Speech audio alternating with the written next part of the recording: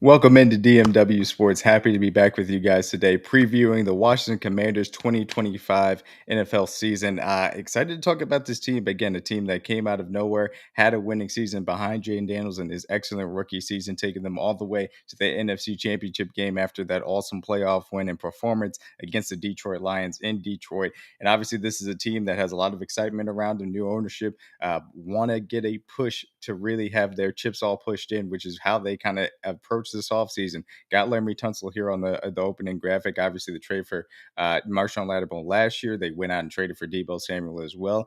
They want to and really, supplement this entire roster with some veterans that can help them push to try and get over that hump and maybe even compete to get out of the NFC. And so, as far as what we're talking about with this team and the head coach and the GM, I think that they have done a good job at the front office to be able to surround them with talent. Obviously, the scouting with Jay Daniels certainly paid off as far as that aspect is concerned. I thought the 2025 draft was solid to say the least. I am interested to see what the other moves that they may want to make throughout the middle of the season to try and continue to push the chips all in will be something to watch. But certainly, as far as the head coach Dan Quinn, I thought did a really good job last year, particularly on defense, getting this defense to play a lot better than the talent would suggest. I think he's about a B minus head coach personally.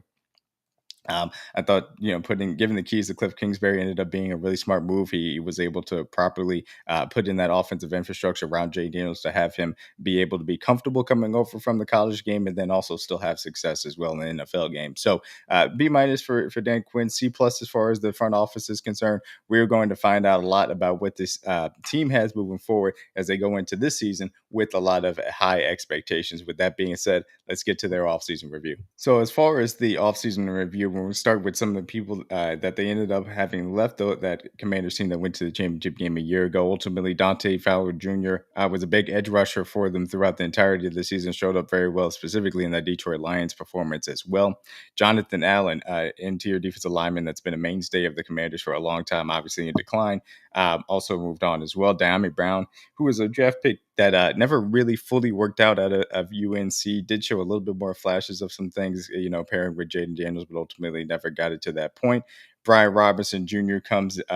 ends up getting traded during training camp over to the San Francisco 49ers as they feel good about their running back room behind Brian Robinson Jr.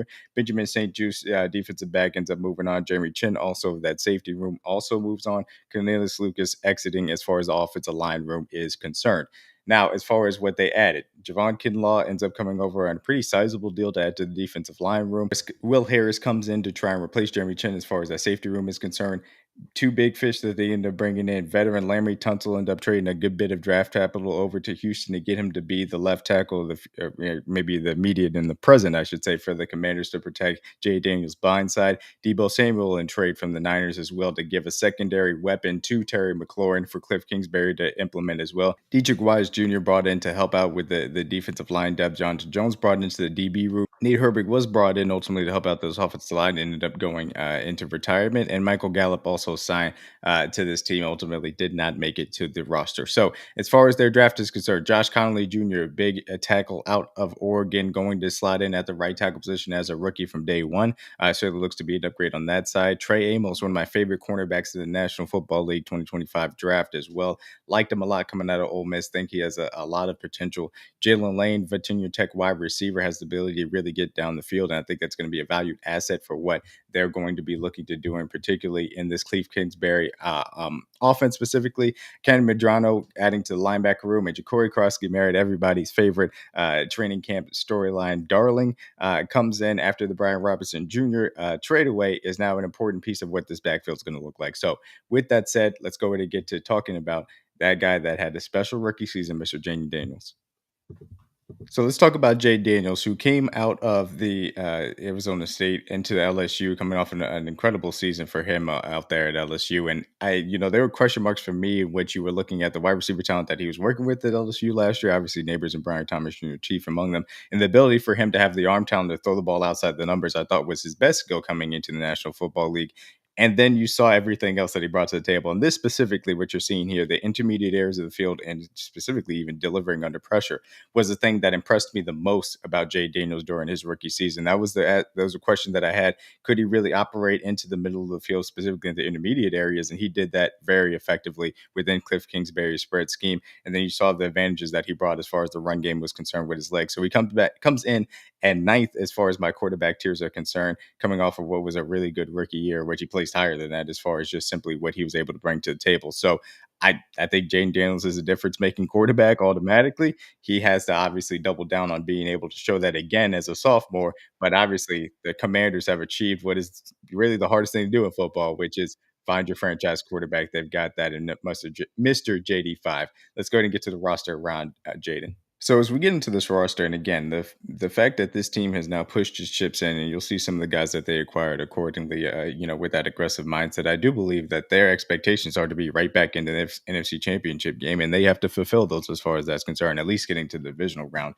coming off of what was obviously a really successful breakout season for them. So as we look at this offense, I would give it a grade of B. I like the moves as far as offensive line is concerned. Laremy Tunsil obviously is a lot, as far as what they gave up to bring him in. He had a down year for Houston. There were some question marks about his presence in the locker room, some issues for what was a very terrible Texans offensive line. Not necessarily having to do with his talent, but it was something to be worried about. He ends up coming over Brandon Coleman. I thought gave them some solid snaps as well. So he slides in at left guard. Tyler Biadasz in a useful, competent center as well, running the system. Andrew Wiley, long-term Kansas City Chiefs offensive lineman, slides in from right tackle into right guard as well. A better interior offensive lineman, in my opinion, than tackle. So I think that makes sense. And then Josh Conley Jr. coming out of Oregon was somebody that I was a little bit concerned if you're going to put on the blind side from day one about what that would look like. But the fact that he gets to slot in at right tackle, I think makes a little bit more sense. And he's looked solid during preseason as well. As far as the tight end room for this Commanders offense, it's still Zach Arts, man, out there. The veteran is kicking. I think he provides a nice little safety blanket for Jaden Daniels that makes some sense. I want to see if we get more from Benson. Obviously, at a K-State, a guy that was talked about a little bit coming out of draft is somebody that I liked a lot as well. Can he provide a little bit more juice just from the standpoint of being a secondary pass catcher? But, how much are they going to actually put him out there, given the fact that they don't love to live in heavy personnel sets, given this is a Kliff Kingsbury offense, is going to be a question mark. So along those lines, then moving on to the running back room. Like I said, they move on from Brian Robinson Jr., move him to the 49ers because they believe in this room. Chris Rodriguez Jr. is a clear third back. Ja'Cory Croskin-Merritt and Austin Eckler, what that split looks like. Ja'Cory Croskin-Merritt, a guy out of Arizona that impressed during bowl season and some of the all-star season as well, leading up to the drafting, was able to get drafted in the 7th round. A guy that obviously has shown out during training camp to be able to earn this opportunity, at least to have a split and a share with Austin Eckler, who unfortunately missed the majority of last season due to injury and not really settling in. Him at his age and what he can come back and look like this year, I think is going to be an interesting pivot point for what this offense can do and his versatility that he brings to the table, to that backfield. As far as the wide receiver room, obviously Damian Brown moves on. 2 new acquisitions, DEEBO Samuel, Jalen Lane brought in. Jalen Lane, a little bit more of that deep threat. DEEBO Samuel, obviously a do-it-all gadget type of player that Kliff Kingsbury is obviously going to be enjoyed and very happy, I should say, to use as well. And Terry McLaurin, true number 1 wide receiver, finally gets a real quarterback to really be able to accentuate his abilities, and he shows it accordingly last season and gets paid, rightfully so, ending his holdout as well during training camp. And so, again, B-graded offense. Let's go ahead and get to the defense. As far as the defense is concerned, I was impressed by the ability for Dan Quinn to kind of get out of maybe some of the more standard cover 3 world that he has, of course, lived in since his Seattle days. It adjusted accordingly for the Cowboys in the defensive coordinator position, then obviously earned his way into being the head coach of being the Commanders here. And I think that he did a solid job at getting more out of this defense than necessarily the talent on it would suggest. So let's go through this roster and see where it currently kind of grades out. As far as the paper is concerned, it's around a C minus for me personally. I have some question marks about where the pass rush is ultimately going to come from. So along the defensive line, Darren Payne still there, obviously long-standing interior defensive lineman after Jonathan Allen moves on. Payne's still there. Javon Kinlaw brought over on a sizable contract. Johnny Newton, Josiah Newton right behind him as well. Those are going to be 2 pivot points for what this defensive line looks like. They bring in the veteran, Mr. Von Miller himself, coming off of, what was an overpaid and underproducing kind of stint, I would say, for Buffalo. Also have Dorrance Armstrong on the defensive end that I thought actually performed pretty solid coming over from Dallas. And then Dietrich Wise Jr., again, trying to add to that defensive end room as well. And we will see exactly what Von Miller has left in the tank. I don't have very many high hopes, but we will watch and see. Second level is very intriguing. Bobby Wagner had a little bit of a resurgence, had a solid year, really, I'll say a good year. Obviously, earning All Pro nods as far as the linebacker for the Commanders is concerned. Frankie Louvu was an incredibly disruptive force, and I like the creative nature in which Dan Quinn did deploy him, coming off the quarterbacks, being able to create chaos against the run as well. We saw the whole tush push thing, which is a whole very hilarious, kind of conversation that ended up happening as a result. But ultimately, a good, very good linebacker pairing here for the Commanders. And then the cornerback room. Marshawn Lattimore is somebody that I think is a little bit over the hill past his prime. I did not like what I saw from him after the trade from the Saints. I do like Trey Amos a lot and what he can bring to the table. Jonathan Jones feels, again, a little bit past his prime as well. For the cornerback depth, Noah Igbinoghene? Nah. Noah, I'm sorry. Noah, I'm so sorry for messing up your name, but not a guy that I like a lot as far as the depth is concerned. Mike Sanders still is somebody that I liked a lot as far as being able to be a really good slot cornerback, and he brings what you need from a nickel in the National Football League. Can't really scheme him out as far as the run is concerned because he will stick his nose in and create tackles for loss. Can't necessarily attack him with wide receivers and tight ends because he is sticky in man coverage, and I like the fact that now he can be in that specific place because Trey Amos is outside and Lattimore is outside from that standpoint. So, like I said, a little bit of C minus, but I think Dan Quinn still has what's necessary to try and elevate this defense from that standpoint. Let's go ahead and get to my first breakout player. So, like I talked about, Josiah Newton coming out of Illinois was a highly drafted interior defensive line prospect a year ago. He obviously missed a good portion of the season due to a little bit of foot injury, never really got that traction. But there are some aspects of what you saw the flash to create pressure in one on one matchups that I thought were very important for this Commanders defense. And in my opinion, is a major pivot point for what the defensive pass rush is going to look like. They lost Dante Fowler Jr., they need somebody to kind of step up. Obviously, Von Miller on the outside, Dorrance Armstrong, who I think had a solid year. Josiah Newton, in my opinion, in addition to Kinlaw, what they can kind of provide as an interior pass rush, because a guy like Darren Payne isn't necessarily that at this stage of his career, is going to be a major point of what this defense can do, in my opinion. So, with that being said, let's get to my second breakout and what's got me excited to watch the 2025 Washington Commanders. So, like I said, the thing that's got me excited to watch the 2025 Commanders is a nice little Mike Sainristil interception here at Lamar Jackson, who did not throw very many of them last year. He got him on a little bit of tip drill here, but just not indicative of what he can do in coverage because he has the ability, again, to cover slot wide receivers, which is very difficult, and also can cover tight ends because of his length and his power that he plays with, even though it feels like he's a little slighter of build. And then also because he can defend the run. I think that he can assert himself as one of the better nickel corners in the National Football League. And again, the fact that you can play with him in the nickel on a consistent basis is going to be a massive boon for this defense, given the way in which a lot of offenses are really schemed around how can we get teams into that kind of nickel in between place, especially with heavy personnel usage. He shows good ball skills. Again, the coverage skills are there. And obviously, he's willing to be physical against the run. So I like Mike a lot. He's got me excited to watch his portion of this Commanders defense in 2025. Shout out to Mike Sarah still, man. So that being said, let's get to what's got me concerned about this team this year. So what's got me concerned about the Commanders this season is about trying to replace this guy right here, Dante Fowler Jr., who had a really underrated year for them. Now, everybody's going to pay attention to the 11 sacks, but is a lot more than just those 11 sacks. Created 44 pressures for the Commanders, and I thought was a consistent basis of pass rush for a team that was really searching for it last year. Obviously, bringing over Dorrance Armstrong to be a part of it too. So again, can you replace him with Josiah Newton, with the fact that you brought over Hart? Not, it wasn't. It wasn't Hargrave. They did not bring over Javon Hargrave. It was Javon Kinlaw. There we go. With bringing over Javon Kinlaw, Von Miller, it can use a little bit more of Frankie Louvu being exciting. Those are all going to be question marks of can you replace the pass rush production that Dante Fowler brought to the table. You expect to be able to put up points and put teams in positions which they have to pass.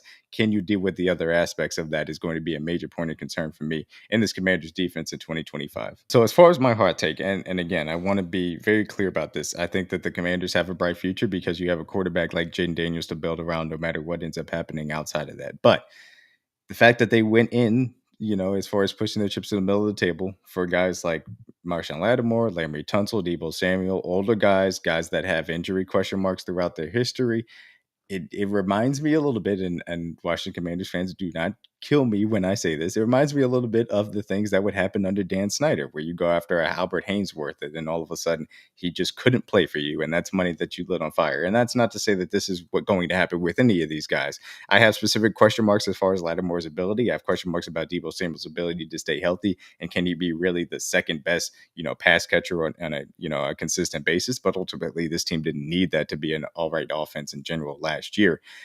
Laremy Tunsil, are those question marks as far as the locker room going to carry over? It's not like the Texans were a bad team last year, so how is that going to end up working out? Those things all are going to be question marks that individually they have to answer. Ultimately, the thing is this team good enough to be able to be in the Super Bowl? Because when you make these types of moves, they're all in types of moves to do that. I think they're going to fall short of that type of aspect. And by the time that maybe things come together as far as their younger guys on their roster, these guys are not going to be in a position to help them try and reach that goal.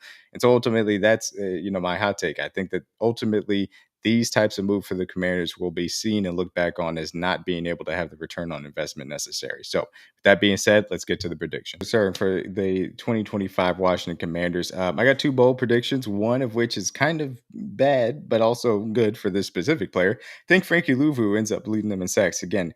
A guy that was creatively used by Dan Quinn to get after passers last year. I think that Dan Quinn's going to have to lean a little bit more into that to try and create a little bit of havoc up front if those guys really don't develop and be able to supplement what is a back end that has some shaky pass coverage as well. So, and then along those lines, are you going to be able to get enough out of those other players to supplement it? So, and my other hot take would be the fact that everybody's training camp darling, Ja'Cory Crosby-Merritt, is going to obviously have a share of this backfield, but ultimately gets outscored in fantasy by Austin Eckler. And I think this is an iffy bet. Obviously, he's on the older side coming back from injury, but if he is healthy, I think they're going to rely upon his dual threat ability out of the backfield to be able to be a real asset to Jaden Daniels with his receiving ability and obviously his ability to still run the ball as well. He also has a really good knack for being able to finish drives as far as rushing touchdowns. And it's always something that he had for the Chargers. If he's healthy and feeling good, I think he can bring that ability, ultimately outscores Ja'Cory Crosby-Merritt, who's going, in my opinion, way too high as far as fantasy drafts are concerned right now. So all that being said, what's the record? I think it's going to be a 9-8 season for the Commanders. And I know that sounds a little blasphemous for a team coming off of a championship game appearance, but ultimately, this is a team that got extremely lucky in one-score games last year. That is just a fact. You can look no further than the Bears Hail Mary game. They went forward on fourth down in an astronomical amount and converted it at an even more historical rate than most teams would ever even dream of. Some of that coming back to the pack, a little bit of defensive regression, not playing as well. And then again, this is something that even happened to CJ Stroud, where some of the offensive things around him didn't go as well as they would have wanted. And it ended up taking what was a really great rookie year for CJ Stroud, take it back a little bit as they step back for his sophomore season. I'm not saying that's necessarily going to happen to Jane Daniels, but it's just as easy for a team as a whole that can really have a great rookie quarterback and a great season with that rookie quarterback ended up taking back. So again, Commanders, still a good team, still a team that I think could ultimately get to the playoffs, but a team that I have finishing at 9-8, and what is a little bit easier of a division now that the Cowboys have traded Micah Parsons to the Green Bay Packers. So with that being said, thank you guys so much for coming by to the 2025 Commanders season preview. Hope you guys enjoy the rest of your day. Please make sure to like this video, watch the other videos and like them as well. Subscribe to the channel at DMW Sports. We're on TikTok and Twitter at DMW Sports as well, and on Instagram at SportsDMW.